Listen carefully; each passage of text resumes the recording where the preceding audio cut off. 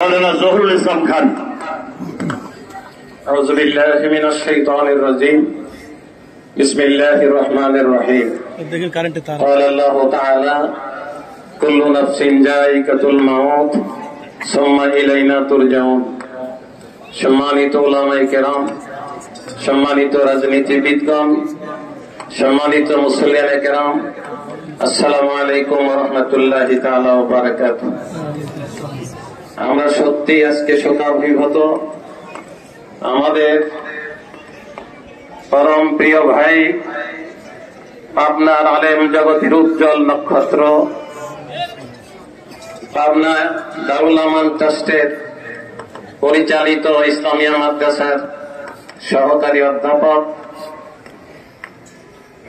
মসজিদে তাকওয়ার খতিব এবং দারুল আমান ট্রাস্ট ঈদগার খতিব, সাবেক চাপা মসজিদের খতিব, বিশিষ্ট ওয়াইজিন, বিশিষ্ট ইসলামিক স্কলার, আমরা যে ভাষাই তাকে বলি, তিনি সত্যিই অতুলনীয়।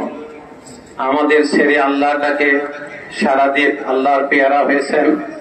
আমরা তার জন্য অন্তর দিয়ে দোয়া করি, আল্লাহ তাআলা তার অতীত জীবনের গুনাহ থাকলে মাফ করে দেন। আল্লাহ তার নেক আমল কবুল করে জান্নাতুল ফেরদাউসের উচ্চ মাকাম দান করেন। আল্লাহ তার পরিবারের যারা সদস্য আছেন, আল্লাহ তাদেরকে ধৈর্য ধারণ করে ইসলামের পর কায়েম রাখেন।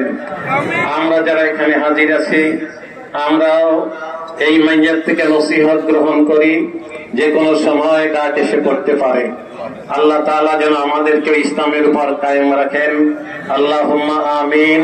ওয়া আখিরু দাওয়ানা আনিল হামদুলিল্লাহ। আসসালামু আলাইকুম ওয়া রাহমাতুল্লাহ।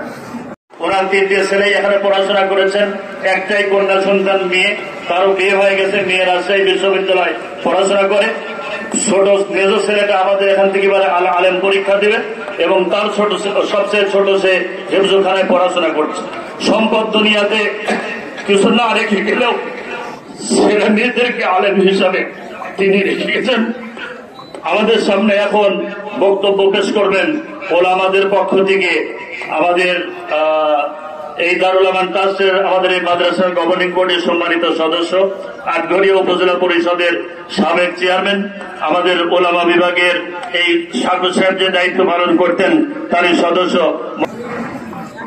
সম্মানিত মুসল্লিয়ানে কেরাম, মৌলানা আব্দুল শাকুর বিভিন্ন সামাজিক ধর্মীয় কাজের সঙ্গে জড়িত ছিলেন। বিশেষ করে মহেন্দ্রপুর যে 3-4টে মসজিদ, সকল মসজিদের সাথে তিনি ছিলেন।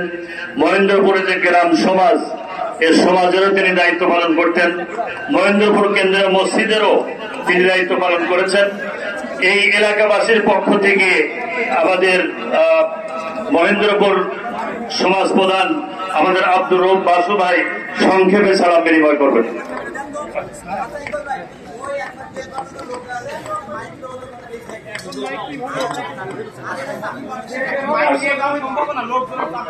যে সম্মানিত মুসল্লিয়ানে কেরাম, সলাতুল জানাজা, এ জাতীয় জানাজায় কাতার সোজা হওয়া, কাতার বন্দী হওয়া কোনো শর্ত নাই। যে যেখানে দাঁড়াবেন ওখান থেকেই আপনি সলাতুল জানাজায় শরীক হবেন এবং তাকবীর